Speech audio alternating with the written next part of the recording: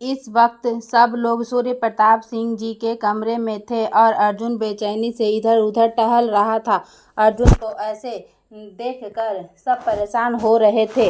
अथर्व, अब तू ये इवनिंग वॉक बंद कर और अपने मुंह से बोलना शुरू कर। अर्जुन ने उसे एक टफ सा लुक दिया और अपने दादू को देखते हुए बोला, दादू, मुझे आप सबसे कुछ पूछना है और कोई भी झूठ बोलने की या बहाना बनाने की कोशिश भी मत कीजिएगा। सूर्य प्रताप जी कुछ कहते उससे पहले ही फाल्गुनी जी ने कहा, मुझे तो ये समझ नहीं आता कि हम तेरे दादू दादी हैं या तू हमारा। अर्जुन को ये सुनकर हंसी आ गई और वो अपनी दादी को साइड हक करते हुए बोला, अरे ग्रैंड मदर इंडिया, आप गुस्सा क्यों हो रहे हो? आप तो दादू को छोड़कर पूरे घर की माँ हो, तो रिलैक्स। मैं बस इसलिए कह रहा था कि मैटर थोड़ा सीरियस है। सीरियस मैटर सुनकर सबके भाव बदल गए और सब अर्जुन की तरफ देखने लगे कि ऐसी क्या बात है। अर्जुन, आप लोग बचपन से मेरे और थर्व के लिए एक जैसी चीज लाते हो, बस हमारे प्रोफेशन और हेयर कट को छोड़कर बाकी सब बिल्कुल एक जैसा किया है आप लोगों ने हमारे लिए। सब अर्जुन की बात को ध्यान से सुन रहे थे तो उसने अपनी कलाई का टैटू दिखाते हुए कहा, सब एक जैसा है हम दोनों में, पर ये टैटू सिर्फ मेरे हाथ पर क्यों है? और प्लीज़ अब हमेशा की तरह ये मत कहिएगा कि मैंने किसी मेले में जिद करके ये बनवाया था और अथर्व ने मना कर दिया था। मुझे ये कहानी नहीं सुननी, मुझे सच जानना है। अजय जी उसे घूरते हुए, ये तुम्हारा सीरियस मैटर है जिसके लिए तुमने इतनी बड़ी पंचायत बैठा रखी है। आनंदी जी, ये लड़का भी ना, इसका कुछ समझ नहीं आता मुझे कि कब किस बात को तुल लेने लगे। अर्जुन, मॉम डैड, इससे पहले कि वो लड़की नितिक्षा घर आए मुझे इसका जवाब जानना है और उसके सामने आप लोगों से बहस नहीं करना चाहता। थर्व, अर्जुन, एक टैटू ही तो है, बनवा दिया होगा मॉम डैड या दादू दादी ने, या तूने ही बनवा लिया होगा जिद करके। अगर नहीं रखना तो किसी टैटू डिजाइनर से बात करते हैं, वो हेल्प कर देगा। अर्जुन, नहीं अथर्व, ये सिर्फ ऐसे ही बनवाया हुआ टैटू नहीं है, ये जरूर उस पंचायत वाली लड़की से जुड़ा हुआ है। कैसे मुझे पता नहीं, पर है इससे रिलेटेड ही। सूर्य प्रताप जी, हाँ तुम ठीक कह रहे हो अर्जुन। अर्जुन और अथर्व ने अपने दादू की ओर देखा तो वो गंभीर से बोले, जब अर्जुन की शादी जगत राज जी की पोती से हो गई थी तो कुछ लोगों का कहना था कि अगर बड़े होने तक मलिक परिवार ने उस लड़की को कहीं बाहर भेज दिया या बदल दिया तो उसे 21 साल की होने पर कैसे पहचाना जाएगा। तब मलिक परिवार के कुछ लोगों ने भी ऐसी ही आपत्ति अर्जुन के लिए जताई तो पंचायत ने दोनों बच्चों के हाथ पर उनके नाम के पहले अक्षर का टैटू बनवाने की बात कही थी ताकि बड़े होने पर उन दोनों को उस टैटू से पहचाना जा सके। पर उस लड़की का नाम तब तक रखा नहीं गया था क्योंकि वो उस वक्त सिर्फ 2 दिन की थी और उसके पिता और दादा उस हादसे को लेकर इतने व्यस्त और चिंतित थे कि उन दोनों ने तब तक उस बच्ची का मुंह भी शायद नहीं देखा था। नाम रखना तो दूर की बात थी। फिर जब उन दोनों से पूछा गया कि लड़की का नाम किस अक्षर से रखने वाले हैं तो उन दोनों ने कोई जवाब नहीं दिया। तब अर्जुन, जो उस वक्त 4 साल के आसपास था, उसने कहा था, दादू, इसकी शादी मुझसे हुई है ना, तो इसका नाम भी ए से शुरू होना चाहिए।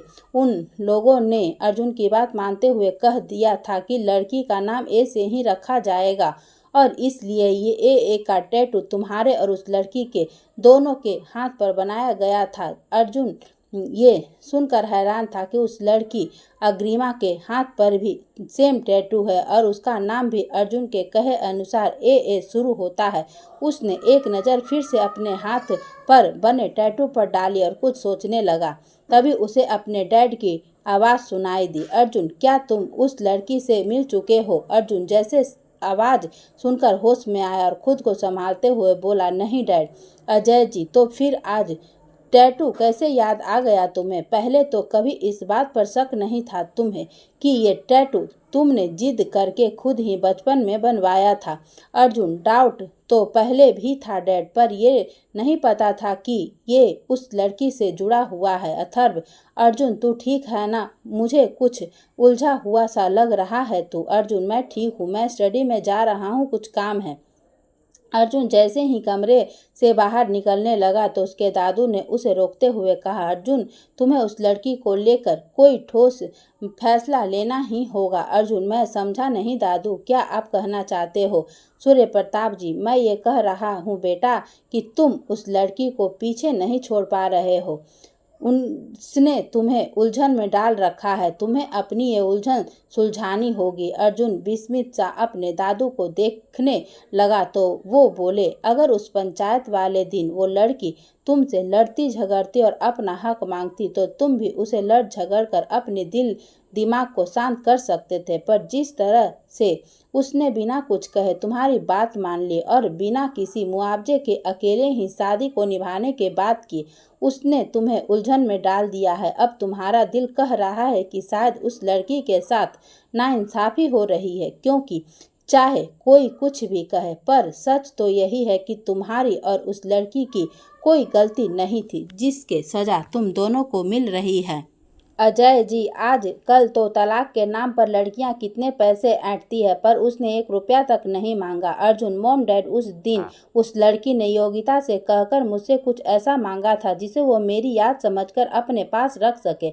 आनंदी जी, ऐसा क्या था? अर्जुन, मैंने अपनी याद के तौर पर उसे अपने सोने की चैन दे दी थी और साथ ही 1 करोड़ का चेक भी। ये सुनकर अथर्व के अलावा सब हैरान थे और एक दूसरे का मुंह तक रहे थे।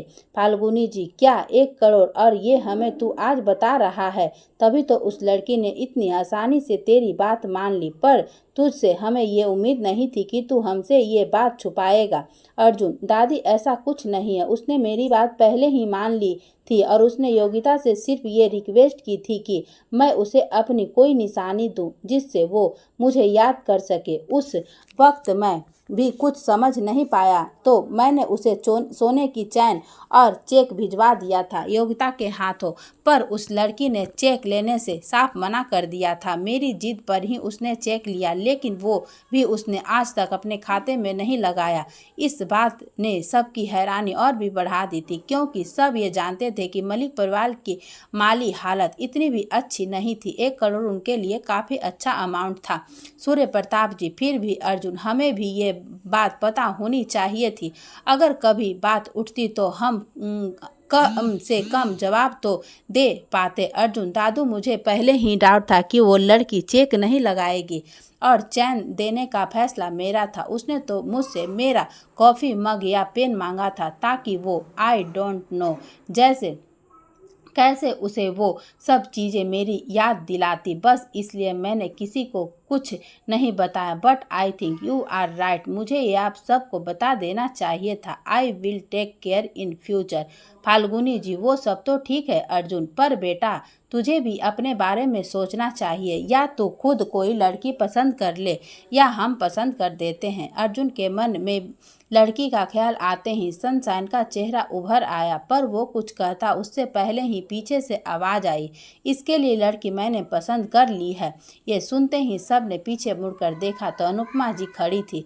अनुपमा जी को देखकर सब आगे आए और उनसे मिलने लगे। कार्तिक जी भी उसके साथ ही थे।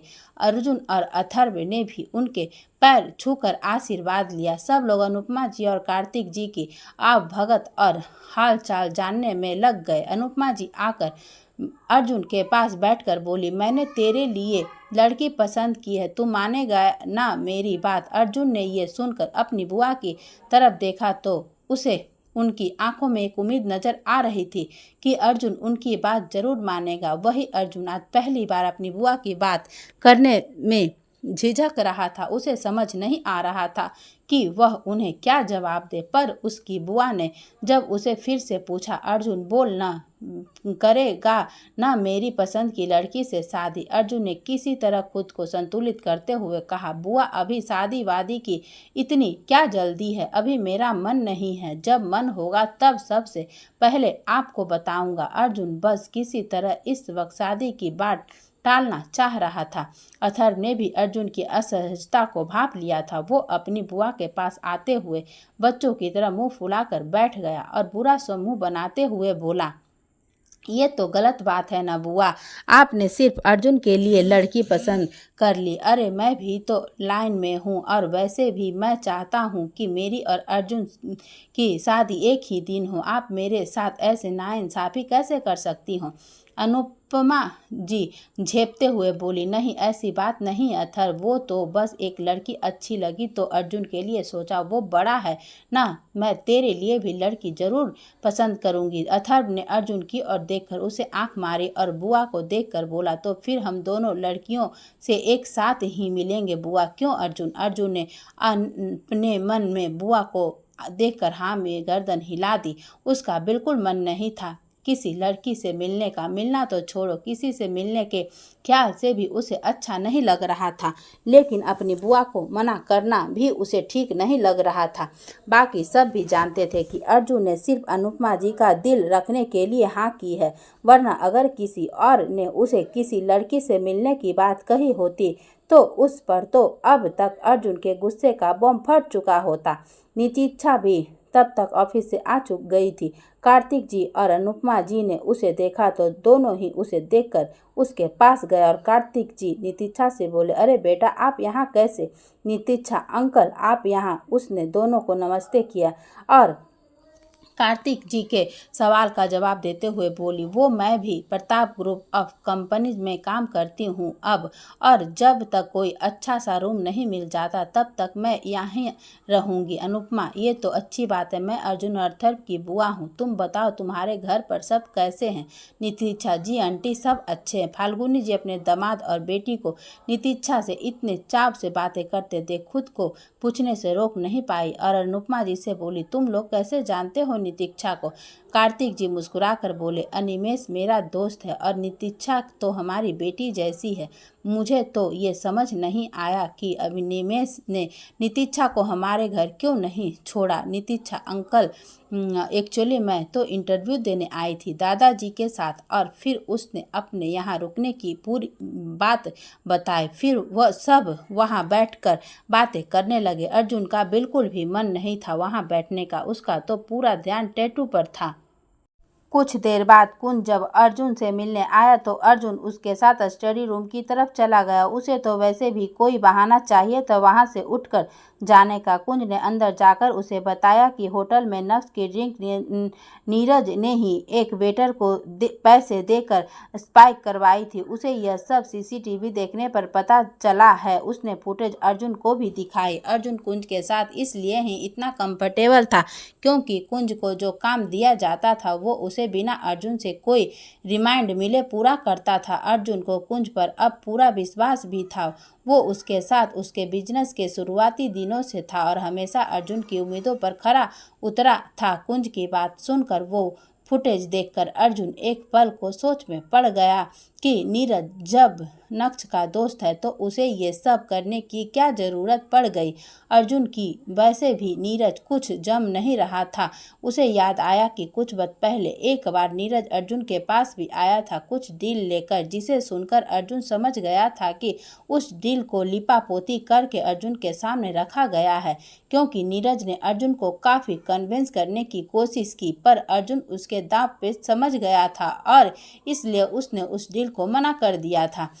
कुंज सर, मुझे नक्श सर का मैसेज आया था कि जैसे ही मुझे सीसीटीवी फुटेज मिले मैं उन्हें सब बता दूं। अर्जुन, नहीं, उस बेवकूफ़ को कुछ बताने की ज़रूरत नहीं है। वो सीधा जाकर नीरज से भिड़ जाएगा और नीरज कुछ बहाना बनाकर बच जाएगा। उस दिन पुलिस स्टेशन में भी उसने सिर्फ नाटक किया था कि उसे कुछ याद नहीं है। कुंज, हाँ सर, उसके चेहरे से साफ पता चल रहा था कि वो झूठ बोल रहा है।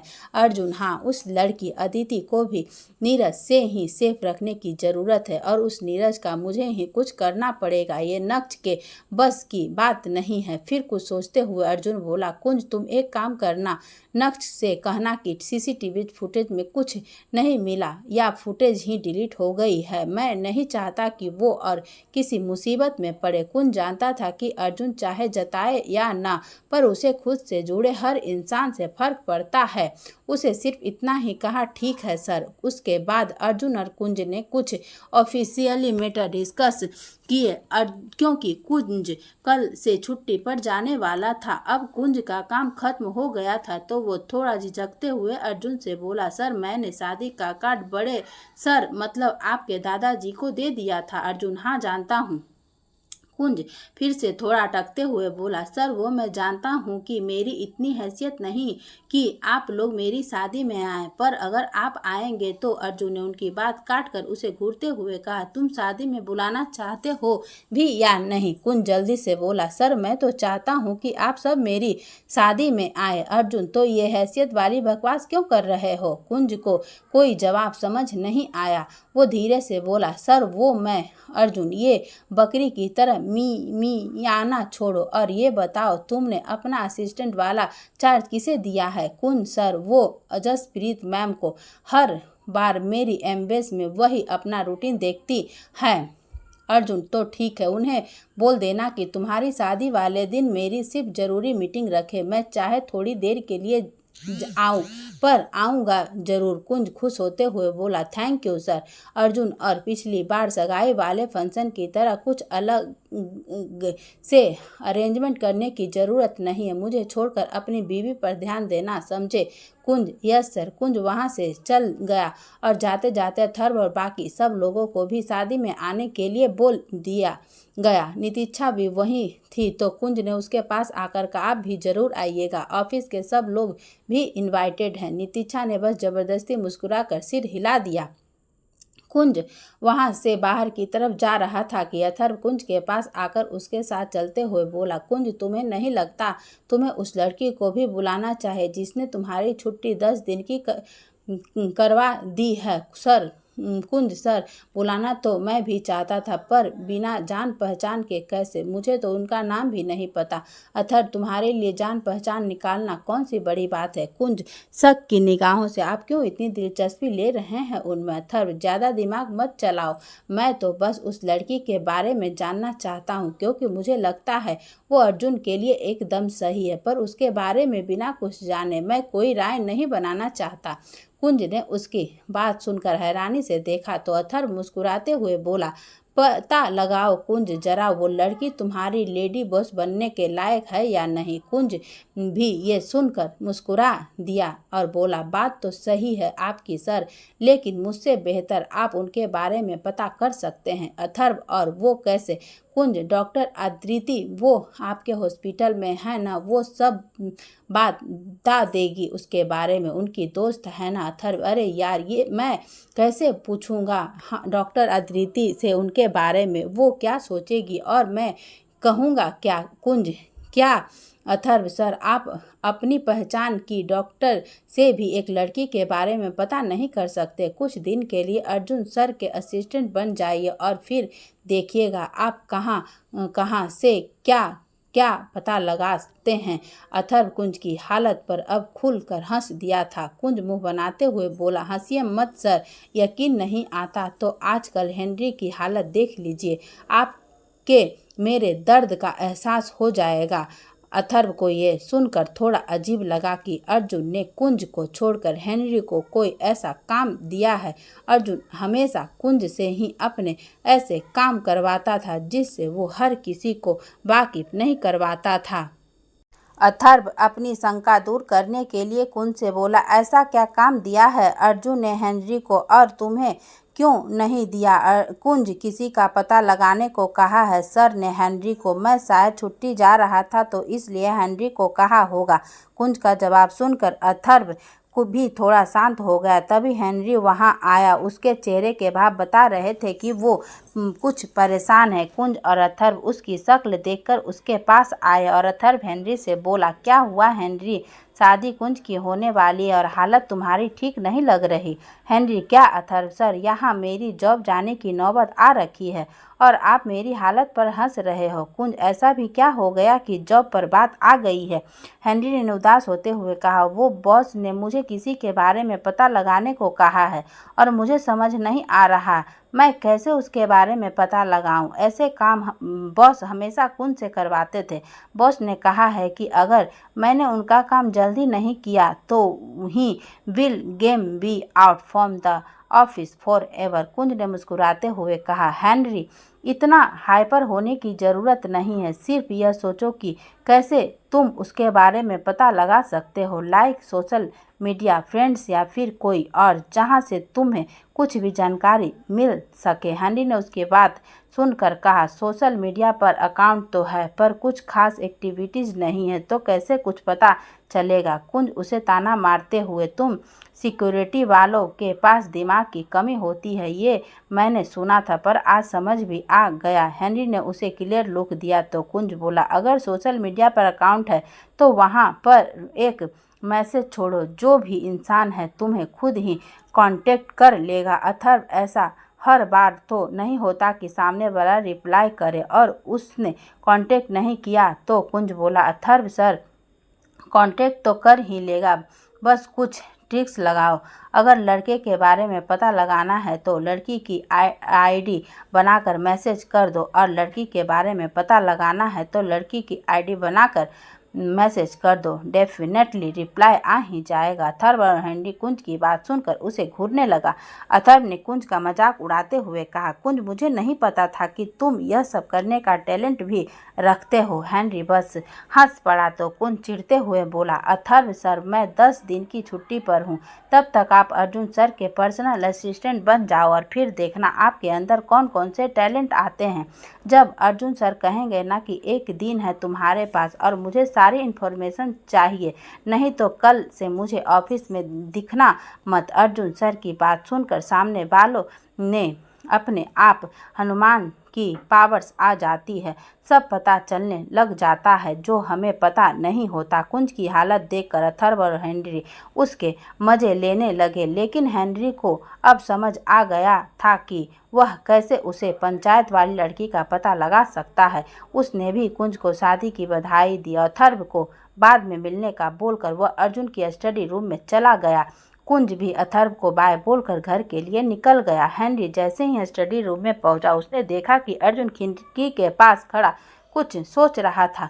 जब उसे एहसास हुआ कि कोई अंदर आया है तो उसने पीछे मुड़कर देखा। हेनरी को वहां देखकर अर्जुन ने वापस खिड़की की तरफ मुड़ते हुए पूछा, कुछ पता चला? हेनरी, बहुत ज़्यादा कुछ पता तो नहीं चल पाया, लेकिन एक तरीका है, इससे सब पता चल सकता है। अर्जुन ने एक बार उसकी तरफ सांवलिया नज़रों से देखा तो हेनरी बोला, बॉस, उस सोशल मीडिया अकाउंट पर अगर हम योगिता मैम से मैसेज करवा दे तो वो लड़की खुद ही आपको कांटेक्ट कर लेगी, क्योंकि वो योगिता मैम को जानती है, और फिर आप सब कुछ उनसे ही पता लगा सकते हैं और खुलकर बात भी कर सकते हैं। अर्जुन की भी उसका ये सुझाव काफ़ी पसंद आया और उसने हेनरी की जाने को कहा। हेनरी उसकी बात मानकर चुपचाप वहां से चला गया। अर्जुन ने हेनरी के सुझाव पर योगिता को फ़ोन मिलाया और उसने कहा कि वह ग्रीमा से सोशल मीडिया अकाउंट पर एक मैसेज छोड़े। योगिता नासमझी और बेचैनी से बोली, क्या कहा? किसके अकाउंट पर? अर्जुन उसके नाटक को समझते हुए बोला, अग्रिमा के।